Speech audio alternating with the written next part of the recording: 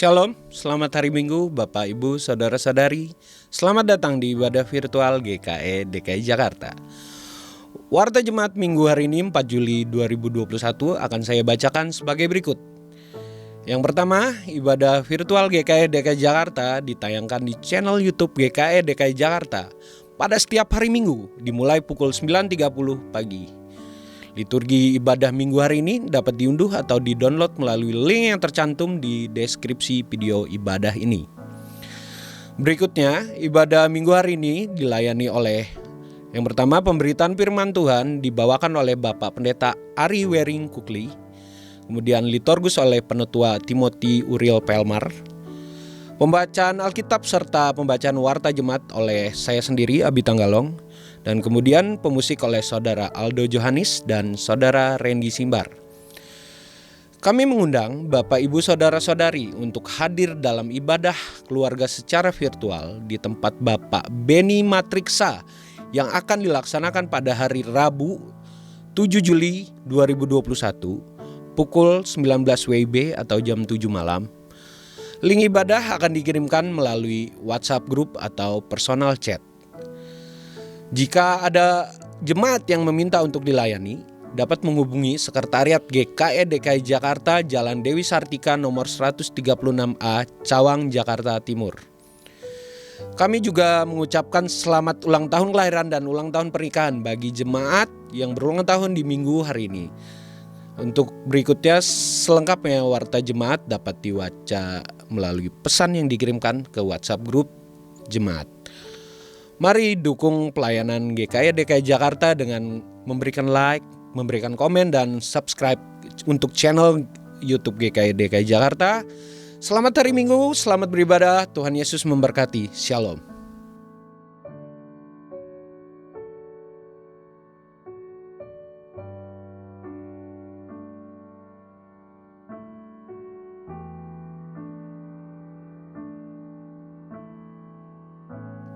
Marilah kita beribadah bersama. Namun sebelum kita beribadah, ada baiknya kita mempersiapkan diri kita untuk menghadap kepada Tuhan. Mari kita bersaat teduh.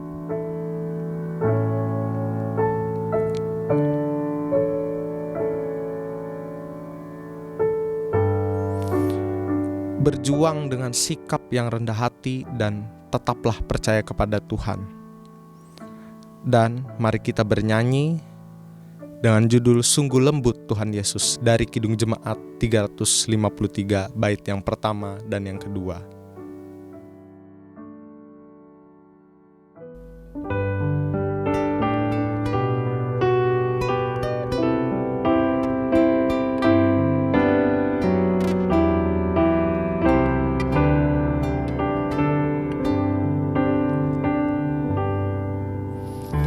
Sungguh lembut Tuhan Yesus memanggil.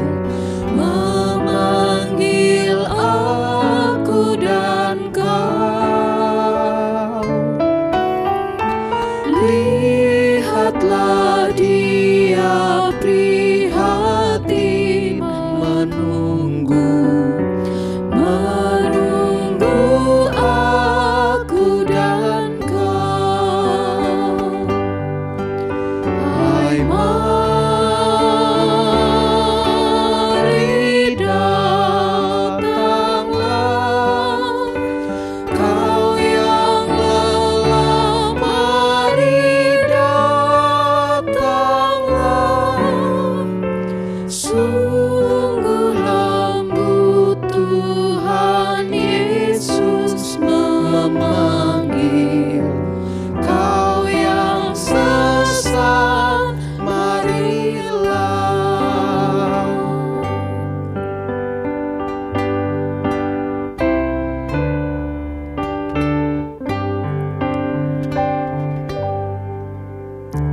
Janganlah ragu, Tuhanmu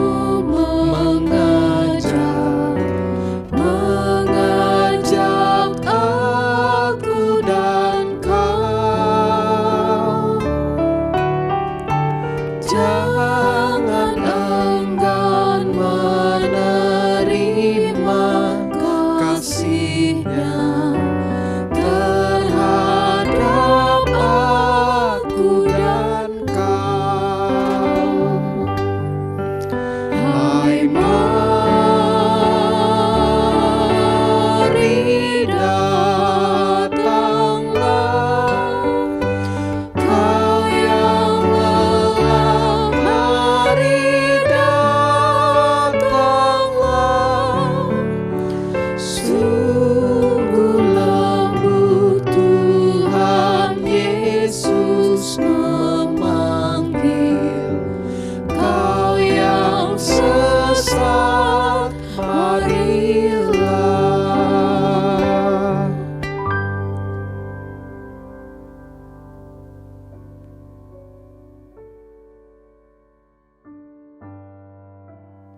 Pertolongan kita adalah dalam nama Tuhan yang menjadikan langit dan bumi, yang tetap setia untuk selama-lamanya dan tidak meninggalkan perbuatan tangannya. Kasih, karunia, dan damai sejahtera dari Allah Bapa kita dan dari Tuhan Yesus Kristus menyertai kamu. Jemaat duduk kembali.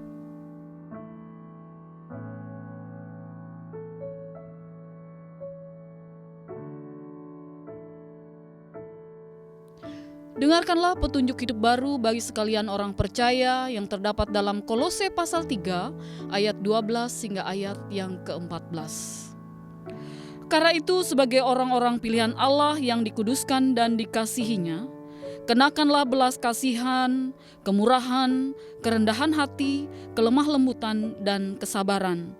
Sabarlah kamu seorang terhadap yang lain, dan ampunilah seorang akan yang lain apabila seorang menaruh dendam terhadap yang lain, sama seperti Tuhan telah mengampuni kamu, kamu berbuat jugalah demikian. Dan di atas semuanya itu, kenakanlah kasih sebagai pengikat yang mempersatukan dan yang menyempurnakan.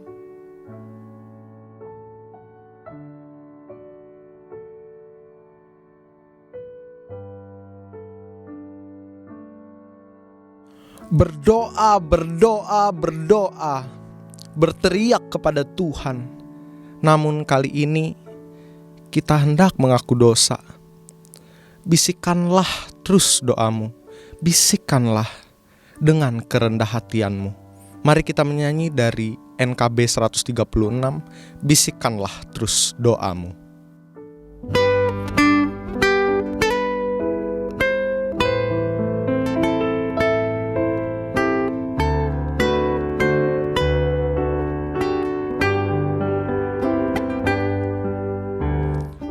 Bisikkanlah terus doamu di pagi dan petang.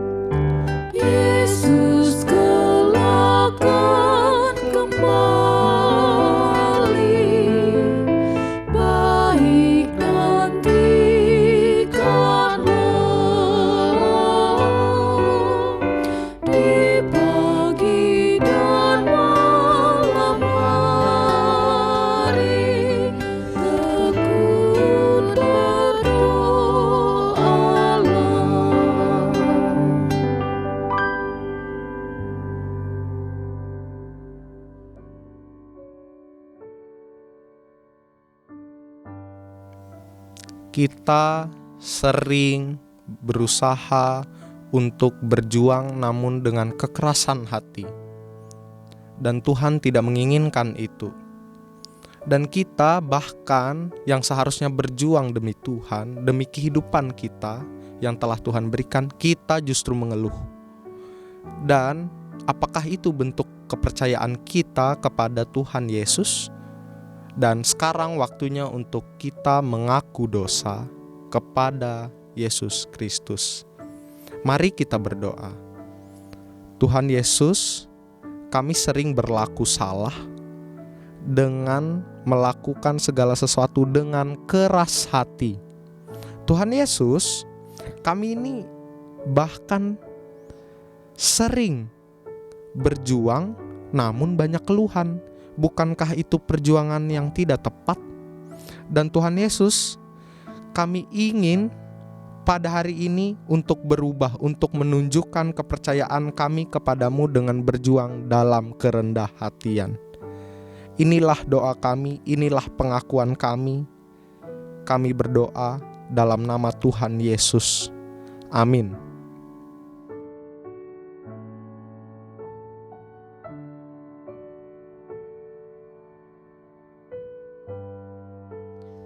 Marilah kita berdiri untuk mendengarkan berita pengampunan dosa kepada tiap-tiap orang yang dengan tulus ikhlas telah mengaku dosanya di hadapan Allah dan bertekad untuk hidup dalam pertobatan. Sebab firman-Nya berkata, "Dan beberapa orang di antara kamu demikianlah dahulu, tetapi kamu memberi dirimu disucikan. Kamu telah dikuduskan, kamu telah dibenarkan dalam nama Tuhan Yesus Kristus dan Roh Allah kita." 1 Korintus pasal yang ke-6 ayat yang ke-11. Jemaat duduk kembali.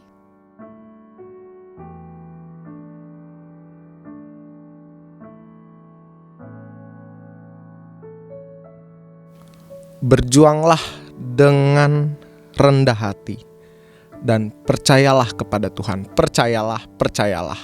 Kita bernyanyi sebelum membaca firman Tuhan, percayalah kepada Tuhan.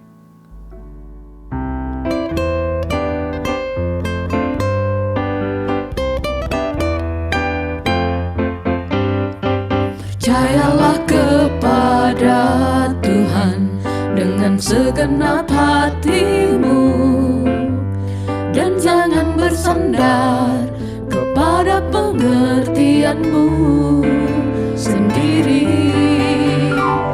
Percayalah kepada Tuhan dengan segenap hatimu, dan jangan bersandar kepada pengertianmu sendiri. Berbahagia orang-orang yang memperoleh hikmat-Nya, lebih berharga dari emas, perak, dan permata. Umur panjang di tangan kananmu, kekayaan hormat di tangan kiri. Jalannya penuh damai sejahtera senantiasa.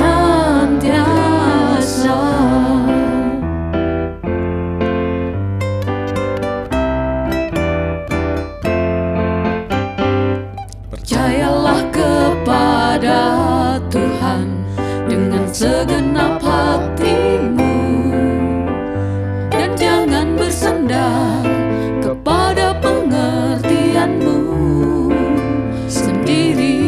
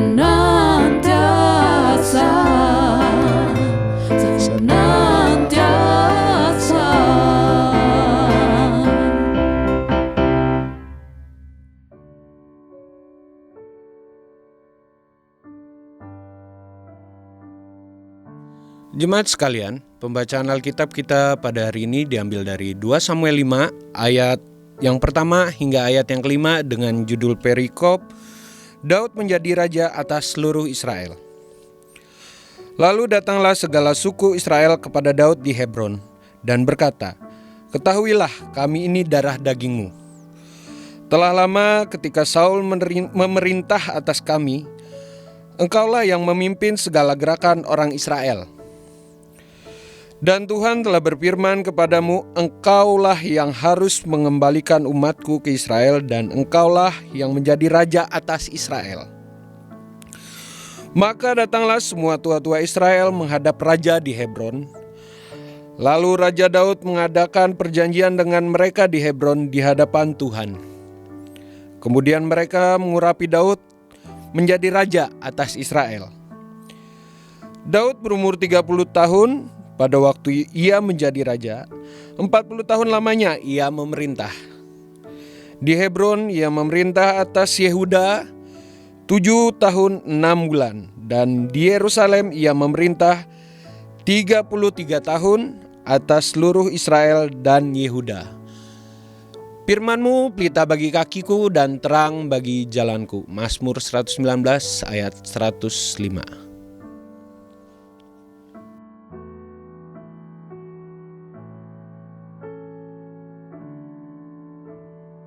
Shalom, selamat pagi, selamat hari Minggu Bapak Ibu yang sekalian yang diberkati Tuhan. Baik kita yang ada di rumah masing-masing ataupun nonton bersama, memirsa bersama, beribadah bersama, maupun mereka yang berkumpul di suatu tempat untuk dapat beribadah bersama. Kiranya hari ini kita semua diberkati Tuhan. Sebelum kita mendengarkan firman Tuhan, mari kita berdoa memohon pertolongan Roh Kudus. Mari kita berdoa. Bapa di sorga, terima kasih kami kembali lagi mendapatkan hari Minggu di awal bulan ini. Dan kami berterima kasih untuk kesehatan, kekuatan yang Tuhan berikan. Dan sebentar Tuhan kami akan mendengarkan firman Tuhan. Kami berdoa kiranya firman Tuhan yang kami dengar ini sungguh-sungguh menjadi bagian kami, menguatkan kami, meneguhkan kami, membuat kami siap untuk melayani dengan kerendahan hati. Karena itu kami mengundang Roh Kudus-Mu untuk memimpin setiap kami. Sehingga baik yang berbicara maupun yang mendengar mendapatkan tuntunan yang sama, pengajaran yang sama, pencerahan yang sama. Berbicaralah kepada kami Bapa, karena kami siap untuk mendengar. Di dalam nama Tuhan Yesus kami sudah berdoa. Amin. Bapak Ibu yang kekasih, pembacaan firman Tuhan hari ini diambil dari kitab Markus 6 ayatnya yang pertama sampai ayatnya yang ke-13. Markus 6 ayat yang pertama sampai ayat yang ke-13. Demikian firman Tuhan, saya bacakannya. Kemudian Yesus berangkat dari situ dan tiba di tempat asalnya, sedang murid-muridnya mengikuti dia. Pada hari Sabat, ia mulai mengajar di rumah ibadat dan jemaat besar takjub ketika mendengar dia dan mereka berkata, "Dari mana diperolehnya semuanya ini? Dari mana diperolehnya semuanya itu? Hikmat apa pulakah yang diberikan kepadanya, dan mujizat-mujizat yang demikian bagaimanakah dapat diadakannya oleh tangannya? Bukankah ia ini tukang kayu, anak Maria, saudara Yakobus, Yoses, Yudas, dan Simon?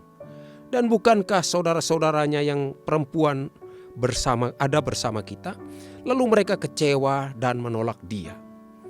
Maka Yesus berkata kepada mereka, "Seorang nabi dihormati di mana-mana kecuali di tempat asalnya sendiri, di mana kaum keluarganya, di antara kaum keluarganya dan di rumahnya. Ia tidak dapat mengadakan satu mujizat pun di sana kecuali menyembuhkan beberapa orang sakit dengan meletakkan tangannya atas mereka." Ia merasa heran atas ketidakpercayaan mereka. Lalu Yesus berjalan keliling dari desa ke desa sambil mengajar. Ia memanggil ke-12 murid itu dan mengutus mereka berdua-dua. Ia memberi mereka kuasa atas roh-roh jahat dan berpesan kepada mereka supaya jangan membawa apa-apa dalam perjalanan mereka, kecuali tongkat, roti pun jangan, bekal pun jangan, uang dalam ikat pinggang pun jangan. Boleh memakai alas kaki, tetapi jangan memakai 2 baju. Katanya selanjutnya kepada mereka, kalau di satu tempat kamu sudah diterima dalam suatu rumah, tinggallah di situ sampai kamu berangkat dari tempat itu. Kalau ada suatu tempat yang tidak mau menerima kamu, dan kalau mereka tidak mau mendengarkan kamu, keluarlah dari situ dan kebaskanlah debu yang di kakimu sebagai peringatan bagi mereka. Lalu pergilah mereka memberitakan bahwa orang harus bertobat. Dan mereka mengusir banyak setan dan mengoles banyak orang sakit dengan minyak dan menyembuhkan mereka. Sampai sedemikian jauh pembacaan firman Tuhan. Terpujilah Kristus. Haleluya. Jemaat yang kekasih, hari ini kita membaca bagian firman Tuhan ini di bawah satu terang tema, yaitu berjuang dengan kerendahan hati dan dalam kuasa Tuhan. Berjuang dengan kerendahan hati dan dengan iman kepada Tuhan. Berjuang dengan kerendahan hati dan dalam iman kepada Tuhan. Menarik, dalam tema yang akan kita bahas pada pagi ini, kita diingatkan bahwa ketika kita berjuang, kita harus berjuang di dalam Tuhan. Saya pikir semua anak Tuhan, semua orang percaya yang ada di dunia ini tahu bahwa mereka dalam perjuangan mereka membutuhkan Tuhan.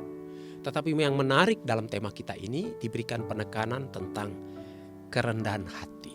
Nah, jemaat yang kekasih, kita tahu kerendahan hati itu adalah hal yang disukai oleh banyak orang ketika itu dimiliki oleh orang lain.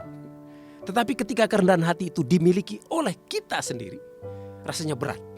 Karena mengapa? Karena kita ini diciptakan Tuhan dengan yang namanya, kita diciptakan dengan yang namanya citra diri dan yang namanya harga diri.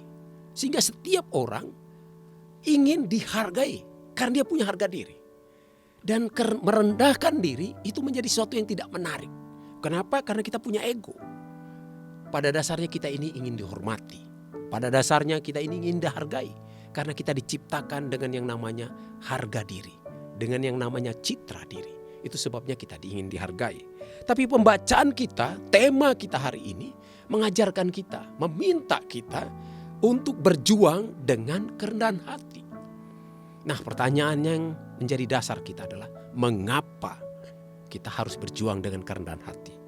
Pada bagian pembacaan firman Tuhan ini ada 3 hal yang ingin kita pelajari pada pagi ini. Yang pertama, mengapa kita harus rendah hati? Kita harus rendah hati karena di dalam dunia ini ketika kita berjuang, ketika kita hidup, ketika kita melayani, kita akan berhadapan dengan yang namanya penolakan. Nah, kalau kita lihat pembacaan kita di awal ini, Yesus sudah terkenal waktu itu. Dia sudah sering pergi melayani kota dan desa. Dan dia sudah banyak menyembuhkan orang. Dia membuat banyak mujizat. Dan kota asalnya, kampungnya Nazaret, sudah mendengar kejadian itu. Bahwa Yesus pergi ke sana menyembuhkan orang, ke sana mengusir setan. Dia mengajar dan banyak orang yang mengagumi. Bahkan dia sudah punya 12 murid kuncinya. Banyak orang yang ikut. Tapi waktu dia sampai di kampungnya, kemudian orang begini, bukankah ia ini tukang kayu? Di ayatnya yang ketiga dikatakan, bukankah ia ini tukang kayu? Anak Maria, saudara Yakobus, saudaranya Yoses, saudaranya Yudas, saudaranya Simon. Dan bukankah saudara-saudaranya yang perempuan ada yang menikah dengan di antara kita ini? Lalu mereka kecewa dan menolak dia. Penolakan. Bayangkan Yesus ditolak. Dengan track record yang luar biasa, dengan cerita yang luar biasa. Yesus sudah dikenal orang bahwa dia menyembuhkan banyak orang. Sakit, lumpuh, buta disembuhkan. Dia sudah mengadakan banyak mujizat. Dia sudah juga mengusir setan. Dia sampai pengajarannya dikagumi banyak orang. Tapi waktu pulang di kampungnya, dia ditolak. Mengapa mereka menolak dia? Alasannya sederhana. Karena melihat ke belakang, ke belakang dia. Nah, Bapak Ibu, hari ini kita juga begitu. Bisa saja kita ini ditolak karena suku kita.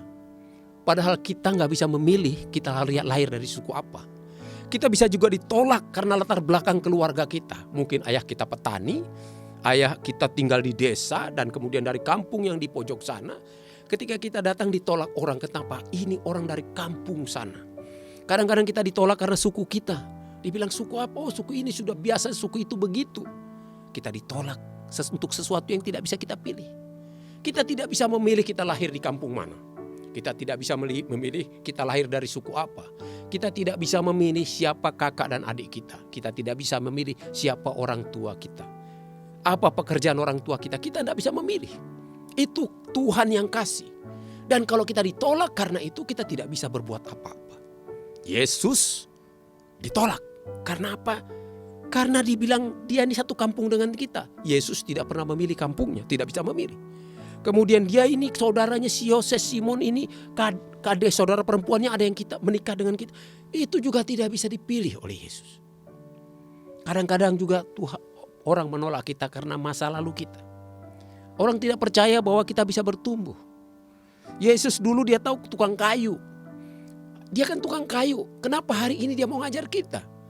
Dia kan tukang kayu. Kenapa hari ini dia coba menggurui kita? Bapak Ibu jemaat yang Tuhan Yesus kasih. Kadang-kadang kita terlalu melihat ke belakang, lihat masa lalu orang. Kita lupa bahwa orang itu bisa bertumbuh. Kita lupa bahwa Tuhan sanggup mengubah orang. Kita lupa bahwa Tuhan sanggup mengubah orang yang dari biasa-biasa menjadi luar biasa. Menjadi orang yang tidak diperhitungkan menjadi orang yang sangat penting. Tuhan sanggup mengubah. Karena itu mari kita melihat orang lain. Menilai orang lain berdasarkan siapa dia hari ini. Apa yang dia buat di hadapan Tuhan.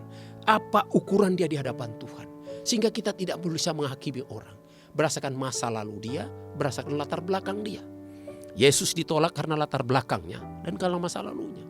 Masa lalunya dia tukang kayu, betul. Tapi hari ini bukan tukang kayu. Memang waktu itu jemaat Tuhan bahwa orang di sana, orang di Israel waktu itu struktur masyarakatnya hanya cuma 3 yang dikenal sebagai orang yang dihormati. Yang pertama yang dihormati itu karena dia imam. Dan imam itu dari suku Lewi. Kalau dia imam, dia dianggap orang yang di atas rata-rata. Karena mereka bisa masuk di majelis Sanhedrin. Sehingga Yesus tidak bisa masuk itu. Karena Yesus bukan imam. Dia bukan orang Lewi. Yesus tidak masuk kategori imam, tidak bisa dihormati. Hal yang kedua, orang yang dihormati itu adalah para kepala-kepala suku. Artinya tua-tua. Biasanya kepala-kepala suku, pemimpin-pemimpin puak itu dihormati. Karena mereka juga ada perwakilan yang di majelis Sanhedrin. Mereka termasuk orang-orang yang dianggap sebagai orang yang didengarkan. Tua-tua. Tetapi Yesus juga bukan pemimpin suku. Sehingga dia tidak dihormati. Dia tidak masuk orang terhormat. Bukan dihormat, terhormat. Dan yang ketiga, ada yang namanya dia bukan orang Lewi tapi dia suka belajar Alkitab. Dan pintar belajar Taurat. Sehingga mereka tidak bisa menjadi imam walaupun pintar Taurat. Mereka itu hanya bisa jadi namanya ahli Taurat. Yesus bukan ahli Taurat. Jadi Yesus bukan dari antara yang 3 ini. Karena mereka tidak melihat Yesus di situ. Mereka kemudian tidak menghormati Yesus. Ditolak. Karena apa? Karena latar belakang dia. Kemudian karena masa lalu dia. Hari ini apakah saudara dan saya, apakah bapak ibu dan saya, saudara-saudara dengan saya, apakah kita menilai orang lain berdasarkan masa lalunya sehingga kita menolak? Apakah kita menilai orang lain berdasarkan latar belakangnya dan kita menolak? Ingat baik-baik, Tuhan sanggup mengubah hidup orang. Tuhan menghargai semua orang. Tuhan yang menciptakan mereka dan punya rencana untuk tiap-tiap orang itu. Siapakah kita kemudian mulai menolak apa yang Tuhan desain untuk dia? Apa yang Tuhan anugerahkan untuk dia. Kalau dia diberi suku Dayak, kita harus hormati. Kalau dia Dayak Ngaju, Dayak Kenyah, atau Dayak Lundaya, atau Dayak Kanayan, itu semua anugerah yang Tuhan berikan. Kita tidak bisa mengatakan bahwa suku kami lebih besar, suku kami lebih terhormat, tidak bisa. Kita tidak bisa menolak karena latar belakangnya. Latar belakang pendidikan, latar belakang suku, latar belakang kampung, tidak bisa. Kita juga tidak bisa menolak karena masa lalunya. Yang perlu kita lihat siapa dia hari ini. Kita perlu rendah hati karena penolakan itu pasti ada. Dan kalau kita memasang harga yang tinggi untuk diri kita, ketika ditolak menyakitkan. Kalau kita merasa orang penting dan kita minta disambut di depan pintu, ternyata tidak ada yang menyambut, kita mulai sakit hati. Dan kemudian kita merasa marah. Karena itu rendah hatilah. Ketika kita datang kita tidak usah berharap dijemput orang. Tetapi begitu ada yang menjemput, kita akan punya nih rasa yang lebih beda. Jadi poin pertama dari bagian yang kita baca ini adalah mengapa harus rendah hati. Karena kalau kita berhadapan dengan dunia ini, pasti ada yang namanya penolakan. Dan menolak mereka bukan karena siapa kita hari ini, tapi ditolak masa lalu kita, ditolak latar belakang kita. Dan itu menyakitkan. Karena apa? Kita tidak bisa mengubahnya. Karena itu rendah hatilah. Sehingga ketika orang menolak kita tidak terlalu sakit hati. Kalau kita sudah merendahkan diri kita serendah-rendahnya, waktu ditolak orang biasa aja. Kita sudah berharap waktu datang nanti tidak ada yang peduli sama kita. Waktu orang tidak peduli ya gak apa-apa. Kita tenang-tenang saja. Tapi waktu itu kita berharap diperhatikan, berharap dihormati. Ketika orang tidak menghormati kita menjadi terluka. Karena itu Tuhan yang pertama diingatkan. Kenapa kita harus berjuang dengan rendah hati? Pertama, karena sekali lagi di dunia ini ada penolakan. Hal yang kedua, kalau kita lihat di sini dikatakan, ia memanggil ke-12 muridnya dan mengutus mereka berdua-dua dan memberi mereka kuasa atas roh jahat. Jadi mereka diutus pergi dengan kuasa luar biasa. Mereka mampu mengusir setan, mengusir kuasa gelap luar biasa. Tetapi apa yang Tuhan lakukan? Yesus bilang, jangan membawa apa-apa dalam perjalananmu kecuali tongkat, roti pun jangan, bekal pun jangan, uang dalam ikat pinggang pun jangan. Boleh memakai alas kaki, tetapi jangan memakai 2 baju. Coba bayangkan Bapak Ibu. Murid-murid ini diutus pergi berdua-dua, tidak boleh bawa sangu duit, tidak boleh bawa makanan. Pakai sandal boleh, tapi baju harus 1 lapis. Artinya dia tidak boleh pakai jaket panjangnya, jubah panjangnya tidak boleh. Artinya apa? Kalau malam mereka pasti kedinginan. Mereka tidak bisa tinggal di luar karena dia tidak punya jubah luarnya. Hanya baju dalam saja yang dipakai, baju perlapisan pertama. Mereka tidak bisa pakai jubah panjang yang biasanya untuk selimut mereka kalau malam. Artinya apa di sini? Yang kedua, kita harus rendah hati karena kita butuh orang lain. Kita tidak bisa hidup sendiri di dunia ini. Itu sebabnya kita harus merendahkan diri karena kita butuh orang lain. Yesus memberikan kuasa, tetapi supaya muridnya tidak sombong dengan kuasanya, Tuhan Yesus melarang mereka bawa makanan. Artinya apa? Mereka butuh orang lain. Mereka tidak boleh bawa duit. Kenapa? Mereka butuh orang lain. Bajunya cuma 1, apa? Mereka butuh orang lain. Ketika mereka masuk di sebuah kampung, mereka tidak bisa sombong tinggal di lapangan. Tidak bisa. Kenapa? Bajunya cuma 1 lapis. Mereka tidak bisa kemudian dibilang saya nanti akan sewa hotel, tinggal di hotel dan bayar makan saya. Tidak bisa. Mengapa? Karena mereka tidak bawa bekal dan tidak punya makanan. Artinya mereka harus bekerja sama dengan orang lain. Mereka harus datang kepada orang lain, membangun tim, membangun kebersamaan.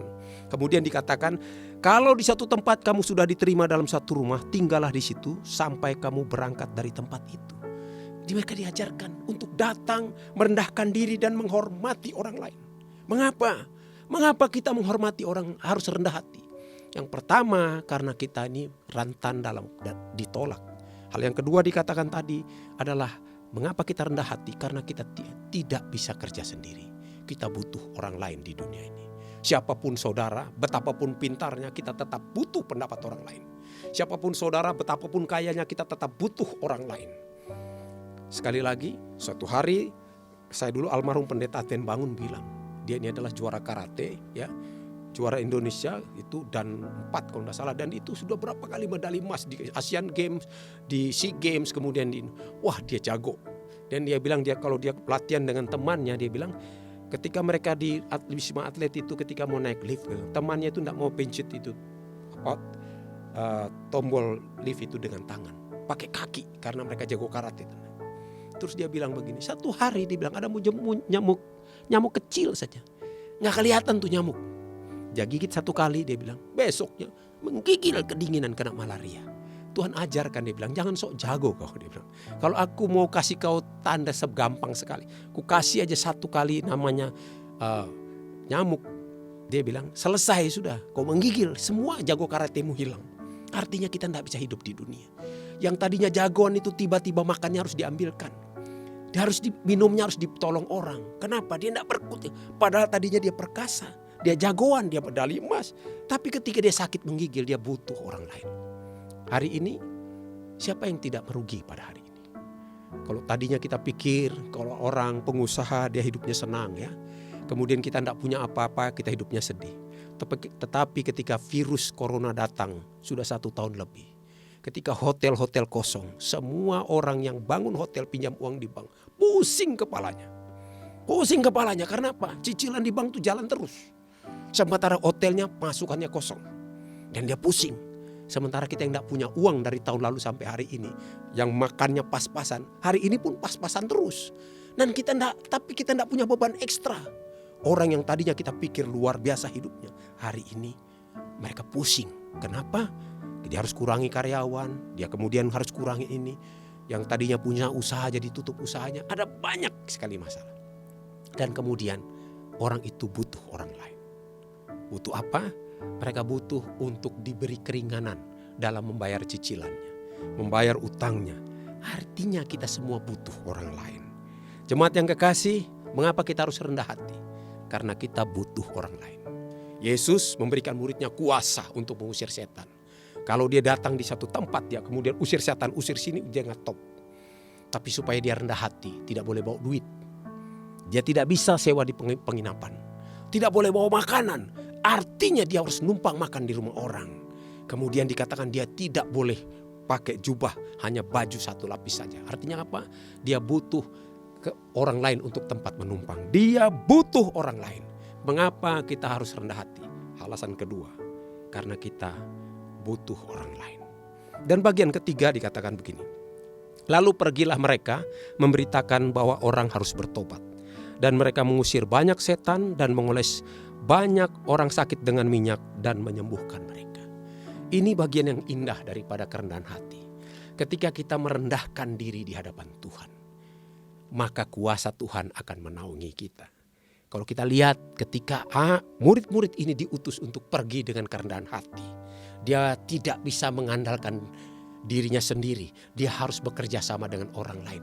Dia harus rela numpang di rumah orang lain. Dia harus rela makanan-makanan orang lain yang disediakan orang. Dia harus bersyukur dengan apa yang disediakan orang lain. Ketika mereka merendahkan diri, kuasa Tuhan menaungi mereka. Kekuatan dahsyat menyertai mereka. Dan mereka melakukan pelayanannya dengan dahsyat. Artinya begini. Hal yang ketiga, mengapa kita harus merendahkan diri? Karena Tuhan tidak bisa bekerja sama dengan orang yang tinggi hati. Karena siapa? Karena Tuhan mau di hati itu hanya ada satu Tuhan. Yaitu Dia yang menjadi Tuhan. Tetapi ketika ego kita naik, kita sedang menuhankan diri kita. Ketika ada dua Tuhan di hati kita. Satunya ego kita, satunya Tuhan atau Roh Kudus yang ada di hati kita. Maka Tuhan tidak bisa bekerja di tempat itu. Kalau Tuhan mau bekerja secara maksimal di rumah kita, di hati kita, di hidup kita, syaratnya sederhana.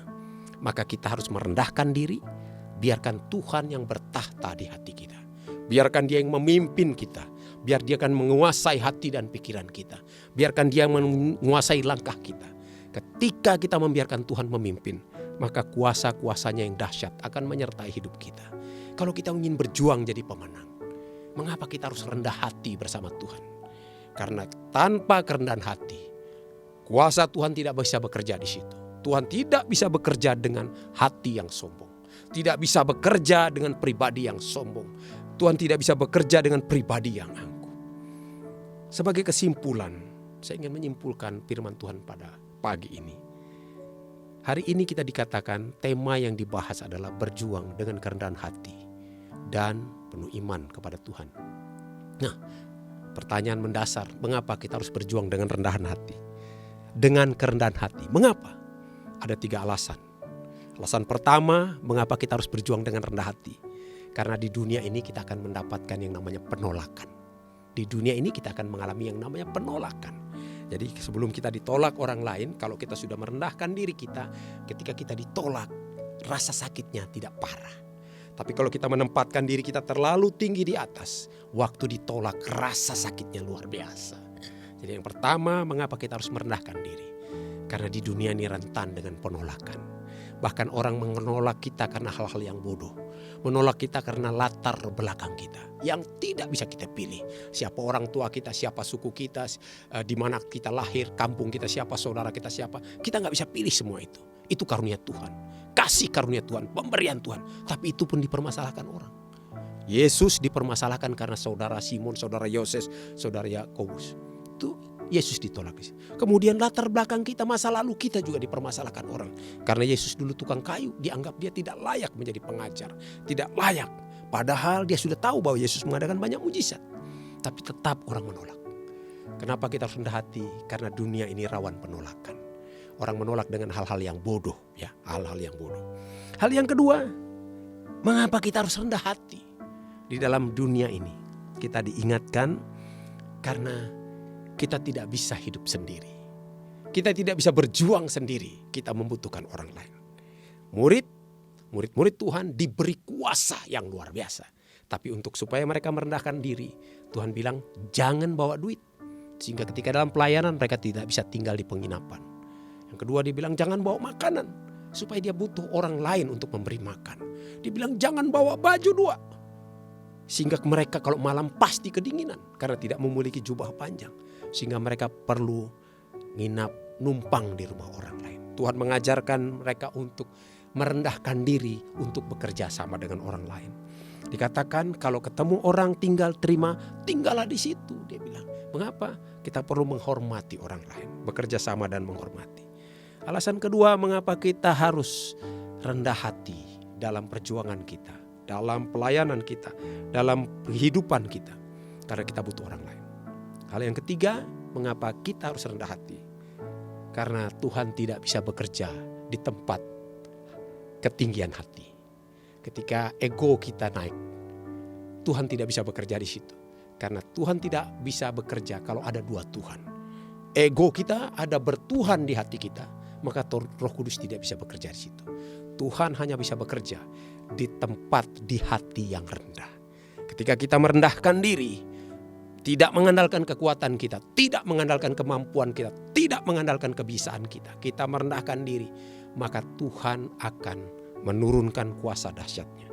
Dikatakan dan mereka mengusir banyak setan dan mengoles banyak orang sakit dengan minyak dan menyembuhkan mereka.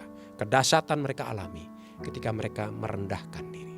Jemaat yang kekasih, mari rendahkanlah dirimu di dalam tangan Tuhan yang kuat. Karena apa? Ketika kita merendahkan diri, kita tidak terlalu sakit ketika kita ditolak. Kita tidak akan mengalami rasa sakit ketika kita ditolak. Kenapa kita harus merendahkan diri? Karena kita butuh orang lain dalam bekerja, dalam berjuang, dalam melayani kita butuh orang lain. Kita harus merendahkan diri supaya kita bisa bekerja sama dengan orang lain. Dan yang ketiga, mengapa kita merendahkan diri? Karena Tuhan tidak bisa bekerja di hati yang tinggi, di hati yang sombong, di hati yang angkuh. Ketika kita merendahkan diri di hadapan Tuhan, kuasa Tuhan turun dan kedahsyatan akan terjadi. Mari kita berdoa. Bapa di sorga, terima kasih. Pagi ini hamba sudah menyampaikan kebenaran firman. Di bawah terang tema bahwa kami berjuang dengan kerendahan hati. Dalam kuasa kasih Tuhan. Dalam kuasa Tuhan, dalam kebenaran Tuhan, dalam iman kepada Tuhan. Bapa di sorga, kami membahas pada pagi ini, mengingatkan bahwa mengapa kami harus rendah hati ketika kami berjuang di dalam Tuhan. Kami diingatkan bahwa karena di dunia ini rentang penolakan. Banyak orang menolak dengan alasan yang tidak masuk akal. Tapi mereka menolak saja. Seperti Yesus ditolak dengan alasan masa lalu. Bahwa dia dulu tukang kayu. Dengan alasan latar belakang keluarganya. Sehingga dia ditolak. Bapa di sorga, ketika kami rendah hati, kami tidak sakit ketika ditolak. Hal yang kedua, mengapa kami harus merendahkan diri Tuhan, rendah hati. Karena kami butuh orang lain. Dan ketika kami rendah hati, kami akan mudah dapat bekerja sama dengan orang lain. Tetapi ketika kami tinggi hati, kami sulit bekerja sama. Itu sebabnya kami diminta untuk rendah hati. Karena kami butuh orang lain di dunia ini. Dalam perjuangan kami butuh orang lain. Dan yang ketiga, mengapa kami harus rendah hati? Karena Tuhan tidak bisa bekerja di ketinggian hati, di keangkuhan hati. Tidak bisa. Tuhan hanya bisa bekerja di hati yang rendah. Yang merendahkan diri di hadapannya. Karena tidak boleh ada 2 petinggi penguasa di hati kalian. Yang penguasanya haruslah Yesus sendiri. Haruslah Roh Kudus yang berkuasa di hati kami. Barulah kuasanya akan dahsyat dalam hidup kami. Biarkanlah kami mengalami kedahsyatan kuasa-Mu Tuhan.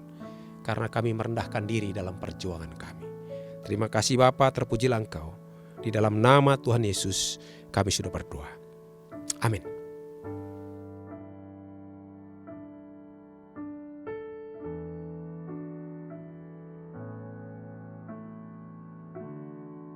Kita telah mendengarkan firman Tuhan.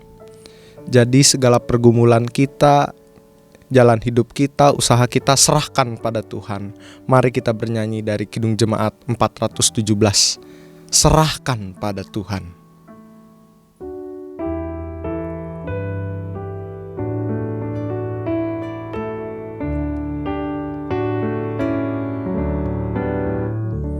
Serahkan pada Tuhan seluruh jalanmu, khawatirmu semua ditanggungnya penuh, sedangkan angin lalu dituntun tangannya, pun jalan di depanmu Tuhan mengaturnya.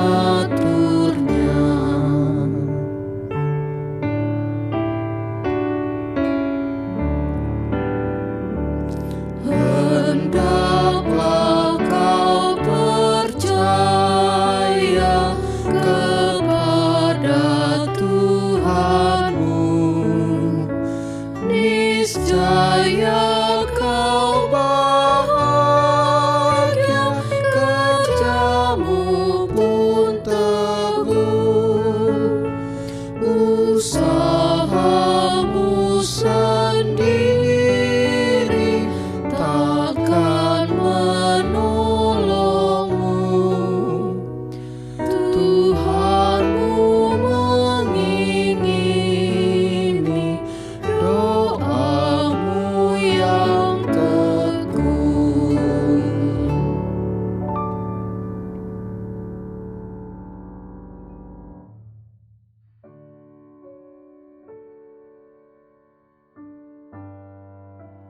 Jemaat yang kekasih, mari kita masuk di dalam doa syafaat kita. Mari kita berdoa. Bapa di sorga, kami bersyukur dan berterima kasih untuk hari ini, untuk ibadah yang dapat kami lakukan, firman yang kami dengarkan, yang mengajarkan kami untuk merendahkan diri Tuhan dalam perjuangan kami. Kami juga bersyukur hari ini juga kami sudah diingatkan untuk memberikan persembahan kami. Kami terus berdoa kiranya berapapun yang akan kami berikan, kiranya itu Tuhan berkati. Seperti Tuhan memberkati 5 ketul roti dan 2 ekor ikan bisa dimakan 5.000 orang, sisa 12 keranjang. Kiranya persembahan yang dikumpulkan yang Tuhan berikan, yang dikumpulkan jemaat, Tuhan berkati sehingga dapat dipakai untuk pelebar kerajaan Tuhan secara dahsyat. Bapa di sorga, hamba ingin berdoa secara khusus Tuhan untuk negara, bangsa dan negara kami pada hari ini. Tuhan, Engkau tahu bahwa kami merindukan pertumbuhan ekonomi yang positif Tuhan, karena sudah berapa lama kami mengalami pertumbuhan ekonomi yang negatif. Kami bersyukur untuk beberapa bulan yang lalu 2 triwulan ini ekspor kami bertumbuh dengan baik, dan kami terus berdoa supaya pemimpin-pemimpin bangsa kami mampu mengelola ekonomi kami dengan baik, sehingga pertumbuhan ekonomi kami akan positif dalam tahun ini.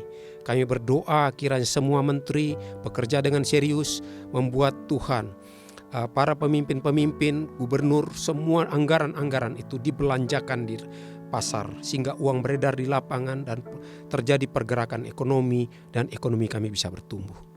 Tapi di samping itu Tuhan, kami juga bukan saja punya tanggung jawab untuk menaikkan ekonomi kami supaya bertumbuh. Kami punya tanggung jawab untuk menurunkan tingkat pandemi sehingga kami boleh terbebas. Bapa di sorga, kami tahu ini 2 hal yang berbeda. Ekonomi yang maju kalau orang bergerak Tuhan, sedangkan pandemi ini akan hilang kalau kami tinggal di rumah. Bapa di sorga, ini kami butuh hikmat. Presiden kami butuh hikmat, pemimpin-pemimpin kami butuh hikmat. Hanya dengan kasih karunia-Mu yang mereka dapat membuat keputusan terbaik, sehingga Tuhan program vaksinasi, program protokol kesehatan kami bisa ditaati oleh masyarakat-Mu dengan ketat, ditaati oleh rakyat kami dengan ketat, ditaati dengan penduduk Indonesia dengan ketat, sehingga kami bisa terbebas. Kami rindu kami bisa seperti Australia yang kemudian mereka hari ini sudah melepas masker mereka, Tuhan. Kami rindu juga seperti Israel yang mereka juga bisa melepas masker mereka karena mereka, Tuhan, sudah vaksinasi 60%. Bapa, kami berdoa, pakailah pemerintah kami dengan segala keterbatasan mereka untuk menyelesaikan tugas tanggung jawab ini. Bapa di sorga, kami juga mau berdoa, Tuhan, untuk gereja Tuhan di Indonesia. Ibadah yang dilakukan di gereja-gereja Tuhan di mana-mana tempat pada hari ini. Engkau memberkati semua pembicara, Engkau memberkati semua liturgos, Engkau memberkati semua yang terlibat, Engkau memberkati semua peralatan yang dipakai. Jadikanlah ibadah ini sebagai sarana Tuhan berbicara dan menguatkan kami, menegur dan mengingatkan kami, sehingga terjadi pemulihan, Tuhan.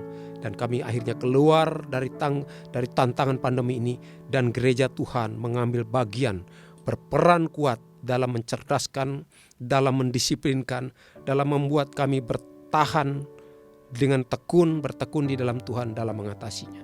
Kami menyerahkan Tuhan gereja Tuhan ke dalam tangan-Mu. Kami juga berdoa secara khusus buat gereja Kalimantan Evangelis, di mana Tuhan akan ada pelaksanaan Sinode Umum tanggal 4-9 di Kuala Kurun. Tuhan, Engkau memberkati pelaksanaan Sinode Umum kami ini. Kami berdoa, Tuhan, hadirlah di sana, beracaralah di sana.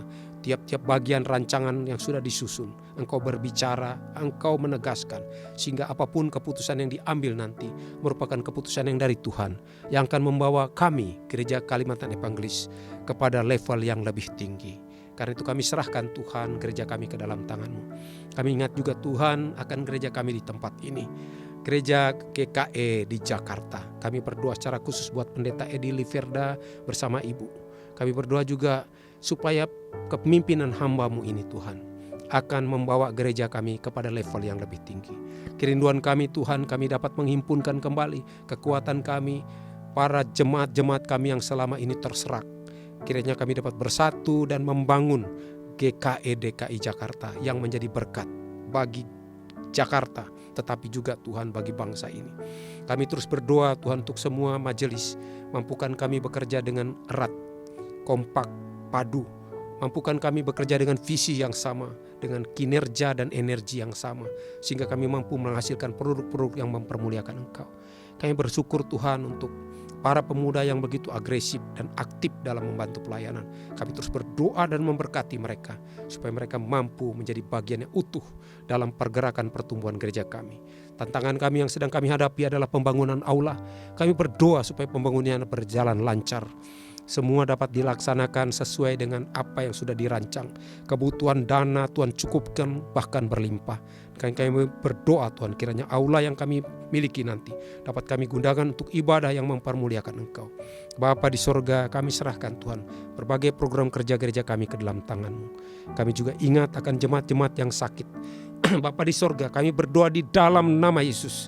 Siapapun mereka yang terbaring lemah karena COVID pada hari ini, di dalam nama Yesus, Tuhan, kuasa-Mu menjamah mereka. Dalam nama Yesus Kau pulihkan. Apapun jemaat kami yang terbaring lemah karena sakit apapun, Kau datang melawat mereka. Di dalam nama Tuhan Yesus, Kau melawat dan menjamah mereka. Dan kami percaya pemulihan yang dari Engkau akan menyertai. Bapa di sorga, terima kasih, Tuhan. Inilah seluruh doa kami yang sudah kami naikkan ke hadirat-Mu yang kudus, dalam satu nama yang penuh kuasa, nama Tuhan kami Yesus Kristus yang sudah mengajar kami berdoa bersama. Bapa kami yang di surga, dikuduskanlah nama-Mu, datanglah kerajaan-Mu, jadilah kehendak-Mu di bumi seperti di surga. Berikanlah kami pada hari ini makanan kami yang secukupnya, dan ampunilah kami akan kesalahan kami, seperti kami juga mengampuni orang yang bersalah kepada kami. Dan janganlah bawa kami ke dalam pencobaan, tapi lepaskanlah kami daripada yang jahat, karena Kaulah yang punya kerajaan dan kuasa dan kemuliaan sampai selama-lamanya. Amin.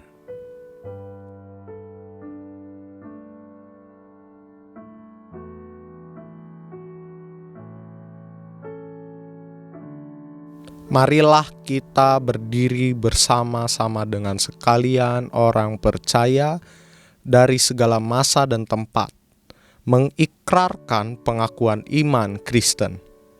Aku percaya kepada Allah, Bapa yang Maha Kuasa, Halik langit dan bumi, dan kepada Yesus Kristus, anaknya yang tunggal Tuhan kita, yang dikandung daripada Roh Kudus, lahir dari anak darah Maria, yang menderita sengsara di bawah pemerintahan Pontius Pilatus, disalibkan, mati, dan dikuburkan, turun ke dalam kerajaan maut.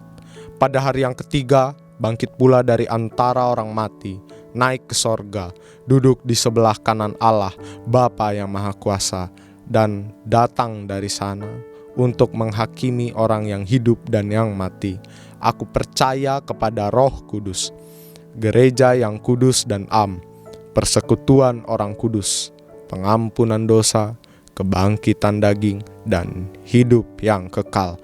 Haleluya.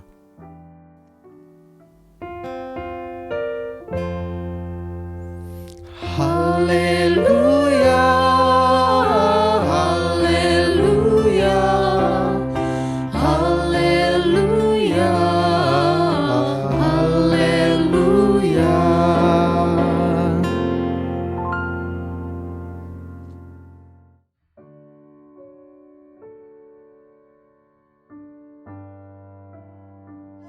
Marilah kita memberi persembahan. Persembahan ini sebagai bukti perjuangan kita yang rendah hati dan sebagai bukti kepercayaan kita kepada Tuhan Yesus yang telah mati bagi ciptaannya. Namun sebelum persembahan dikumpulkan, dengarlah nas pengantar dari Kejadian pasal 8 ayat yang ke-21 hingga yang ke-22.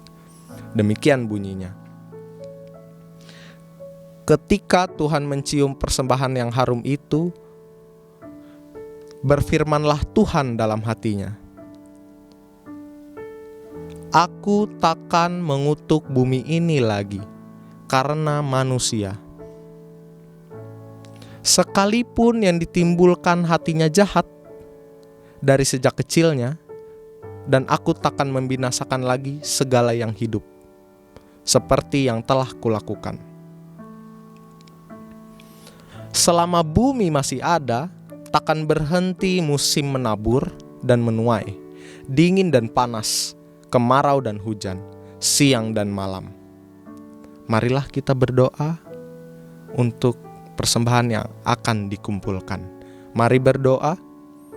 Tuhan Yesus, terima kasih karena Engkau telah memberikan bagi kami segala sesuatu yang kami butuhkan.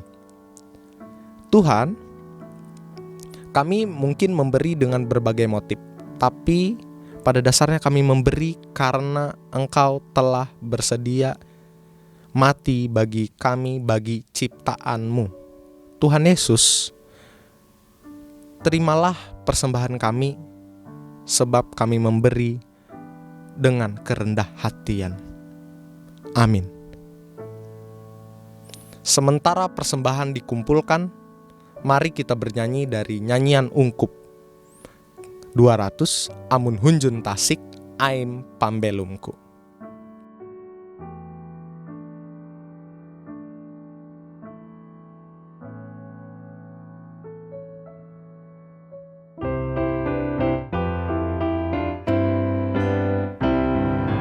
Amun hunjun tasik aim pambelum tu, riwut barat hakaliling maruwe, ingat kare simtan Tuhan dengam tu, tentu ikau heran mana hiu te, itung tu pangulih ayun te, sewut jete mije we, polu sundau kutu berkat hai, ije dengan Tuhan akan ulu ai.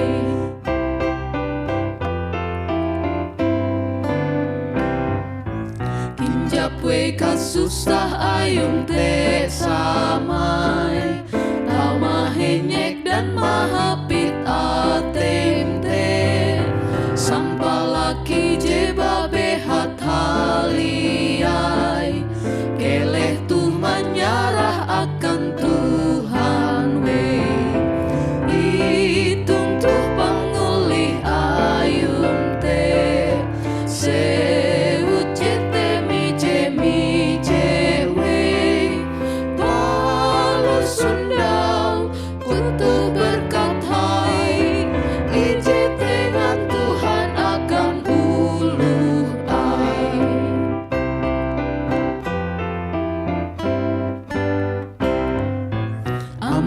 Ikau mite uluh bekente hapana tau ramu ain kalunentu ingat we panak tau ain hong surga te palus atem hanjak tutu huang roh itung tu pangulih ayum te sebut jete mi jewe palus sundau kutu berkat hai ije tengah Tuhan akan ulu ai.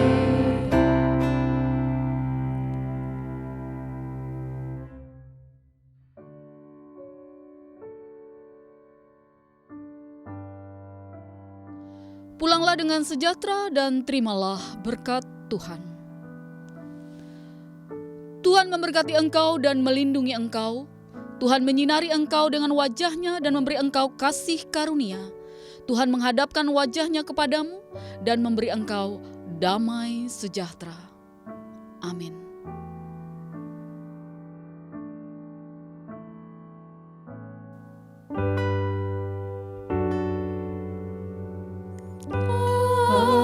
Amin, amin,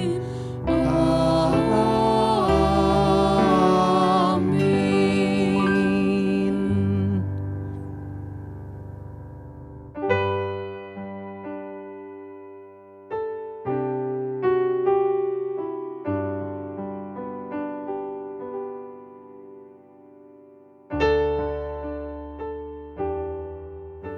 Ibadah kita telah selesai. Terima kasih telah beribadah bersama Gereja Kalimantan Evangelis DKI Jakarta.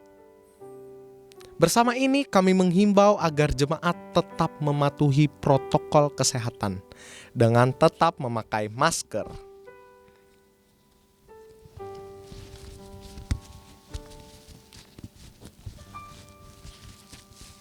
mencuci tangan, menjaga jarak, menjauhi kerumunan, membatasi mobilitas, dan yang terpenting jangan lupa berdoa. Mari terus dukung pelayanan GKE DKI Jakarta dengan klik tombol subscribe di channel YouTube GKE DKI Jakarta, dan jangan lupa berikan like dan komentar di kolom yang tersedia. Si Budi sibuk bikin lagu. Lagunya tentang kekuatan. Selamat hari Minggu dan tetap jaga kesehatan.